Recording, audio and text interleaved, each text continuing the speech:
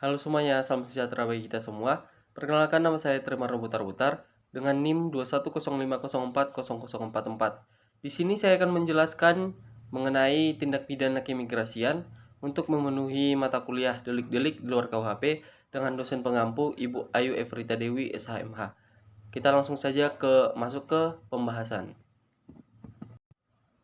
Baik, kita lanjutkan. Sekarang kita masuk ke dalam pengertian tindak pidana keimigrasian, di mana tindak pidana keimigrasian ini merupakan salah satu pelanggaran yang melanggar keimigrasian, baik dia berupa kejahatan, pelanggaran yang pastinya dan tentunya itu akan diancam hukuman pidana.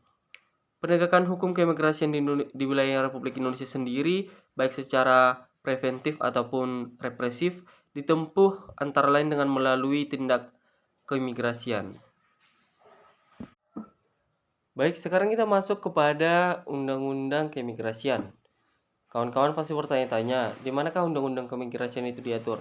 Jadi kawan-kawan, Undang-Undang Keimigrasian ini diatur pada pasal 1 ayat 1 Undang-Undang Nomor 6 Tahun 2011, di mana isi daripada pasal 1 ayat 1 ini merupakan pengertian keimigrasian, di mana di sana dijelaskan bahwa keimigrasian itu merupakan hal yang ihwal lalu lintas orang yang masuk atau keluar wilayah Indonesia serta pengawasannya dalam rangka menjaga tegaknya kedaulatan negara. Sekarang kita masuk kepada sanksi pidana keimigrasian. Orang-orang bertanya-tanya, bagaimana sih sanksi pidana keimigrasian itu jika mereka melampaui batas izin yang telah diberikan?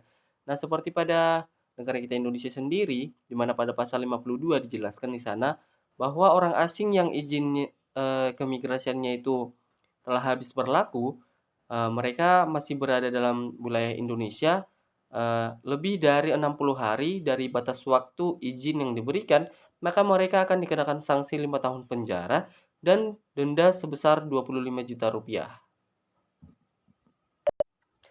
Nah, sekarang kita masuk kepada pelanggaran keimigrasian.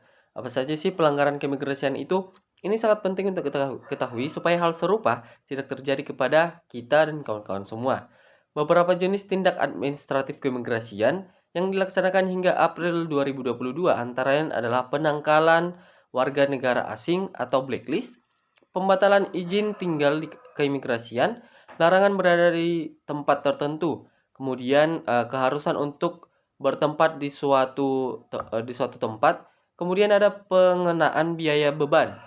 Pengenaan biaya beban ini misalnya denda overstay, dan yang terakhir ada deportasi. Objek penyidikan tindak pidana keimigrasian. Nah, yang pertama kita akan membahas mengenai penyidikan tindak pidana keimigrasian. Penyidikan tindak pidana keimigrasian itu sebenarnya dilakukan berdasarkan apa? Itu pasti menjadi salah satu pertanyaan yang sangat penting diketahui. Nah, penyidikan tindak pidana keimigrasian ini dilakukan berdasarkan hukum acara pidana. Nah, kemudian apa sih objek tindak pidana keimigrasian ini? Yang menjadi objek tindak pidana keimigrasian ini lapangan utamanya itu merupakan hukum keimigrasian. Objeknya adalah hukum keimigrasian, lalu lintas dan pengawasan keimigrasian. Sekarang kita telah sampai kepada slide terakhir, di mana di slide terakhir ini akan menjelaskan mengenai substansi. Menurut Petrilis Akbar, beberapa substansi baru yang diatur dalam RUU tentang keimigrasian secara garis besar adalah yang pertama, hak setiap warga negara Indonesia.